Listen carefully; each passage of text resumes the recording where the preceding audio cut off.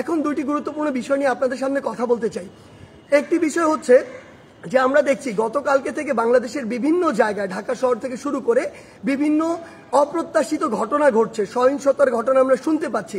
আমরা আপনাদেরকে স্পষ্ট করে বলতে চাই, এই যে বাংলাদেশের ছাত্র সমাজ একটি এত বড় আন্দোলন করেছে, একটি ফ্যাসিস্ট একটি সরকারের যে একটি পতন ঘটিয়েছে, সেটি আমরা এই কারণে করিনি যে একজন নির্যাতক চলে যাবে আরেকজন নির্যাতক এসে সেই জায়গাটি নিবে।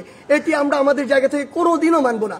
বরং এই যে নির্যাতনের যে প্রসেসটি রয়েছে, যে সিস্টেমটি রয়েছে, এই সিস্টেমটি ছাত্র সমাজ বা বর্তমান বাংলাদেশের যে প্রজন্ম তারা চায় না। সেই নির্যাতনের সিস্টেমটি চেঞ্জ করার জন্য আমরা আমাদের এই আন্দোলনটি করেছি, এই অভ্যুত্থানটি ঘটিয়েছি পুরো বাংলাদেশের মানুষকে নিয়ে। সেই জায়গা থেকে বিভিন্ন রাজনৈতিক মতাদর্শ, সে বিরোধী মতাদর্শ হতে পারে কিংবা বিভিন্ন যে রাজনৈতিক মতাদর্শে যা ছাত্র সংগঠন বিভিন্ন রয়েছে, তাদের কথা বিভিন্নভাবে শোনা যাচ্ছে যে তারা প্রতিহিংসার বশবর্তী হয়ে এই বিভিন্ন ভাঙচুরগুলো চালাচ্ছে। আমরা স্পষ্ট করে বলে দিতে চাই, এই বাংলাদেশে এরকম যদি অন্যায় বা অপরাধ যেগুলো হচ্ছে এগুলোর অবশ্যই প্রত্যেকটির বিচার হবে। সেই জায়গা থেকে আমরা স্পষ্ট করি, আমরা কখনো আমাদের জায়গা থেকে এমন সহিংসতাগুলো সমর্থন করি না।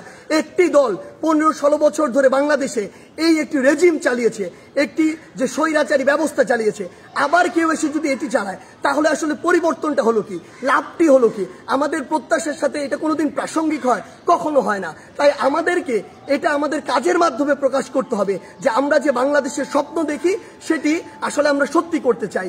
আরেকটি স্পষ্ট করে কথা বলতে চাই, সেটি হচ্ছে যে আমাদের যে সংখ্যালঘু ভাই বোনেরা রয়েছে, তাদের বিভিন্ন ধর্মীয় উপাসনালয় রয়েছে, সেগুলোতে অনেকেই চক্রান্ত করে আঘাত করার চেষ্টা করছে, অনেকে প্রোপাগান্ডা ছড়াচ্ছে, যা হচ্ছে না তাও বলছে।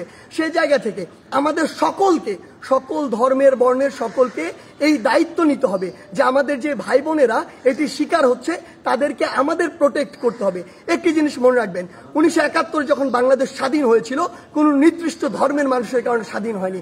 এই বাংলাদেশ একটি অসাম্প্রদায়িক দেশ এবং এখানে সকল ধর্মের মানুষের এই যে প্রচেষ্টার ফলে বাংলাদেশ আজকে এই পর্যায়ে, কিংবা আজকে 2024 সালে দাঁড়িয়ে যে অভ্যুত্থানটি বাংলাদেশে ঘটেছে, যে স্বৈরাচারের পতনটি ঘটেছে, সেটি কোনো একটি নির্দিষ্ট ধর্মের মানুষের কারণে ঘটেনি।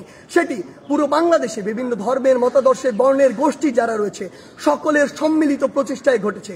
সেই জায়গা থেকে আমি আপনাদেরকে এটা স্পষ্ট করে জানিয়ে দিতে চাই, যারা এই কাজগুলো করছে অবশ্যই তাদেরকেও বিচারের আওতায় আনা হবে। কিন্তু আমাদের দায়িত্ব হচ্ছে আমরা আমার জায়গা থেকে আমাদের আশেপাশে বিভিন্ন সংখ্যালঘু ভাই বোনদের যদি কোনো বাড়িঘর কিংবা ধর্মীয় উপাসনালয় থাকে, আমরা নিজেরা গিয়ে সেগুলোকে প্রোটেক্ট করব। সেই দায়িত্বটি আমাদের। কারণ আমাদের আসলে স্বাধীনতার এখনো শুধুমাত্র একটি প্রাথমিক বিজয় হয়েছে, চূড়ান্ত ধাপে আমরা যাইনি। এটি ভুলণ্ঠিত করার জন্য অসংখ্য দেশের বাইরের অপশক্তি তাদের সর্বোচ্চটিকে দিয়ে চেষ্টা করছে। কিন্তু আমরা যদি এই অপকর্মগুলো প্রশ্রয় হতে দেই তাহলে আমাদের এই যে স্বাধীনতার যে চূড়ান্ত বিজয় সেটি কিন্তু অনেক কঠিন হয়ে যাবে। সেই জায়গা থেকে সকলের কাছে অনুরোধ যে আমাদের সকল ভাই বোন যারা এই অত্যাচারের শিকার হচ্ছে সেগুলোর আপনার পাশে গিয়ে দাঁড়ান, সেগুলোর প্রতিবাদ জানান। এবং কেউ যদি কোনো রাজনৈতিক উদ্দেশ্যে প্রতিহিংসার বশবর্তী হয়ে কিংবা অন্য কোনো মতাদর্শ এই চিন্তা করে এসব হামলা চালায়, অবশ্যই এই বাংলাদেশে সেগুলোর বিচার হবে। আপনারা সবাই সবার জায়গায় সচেষ্ট থাকুন যতক্ষণ না পর্যন্ত এই বাংলাদেশে জনগণের ভোটে, জনগণের দ্বারা নির্বাচিত একটি সরকার না প্রতিষ্ঠিত হচ্ছে। ধন্যবাদ।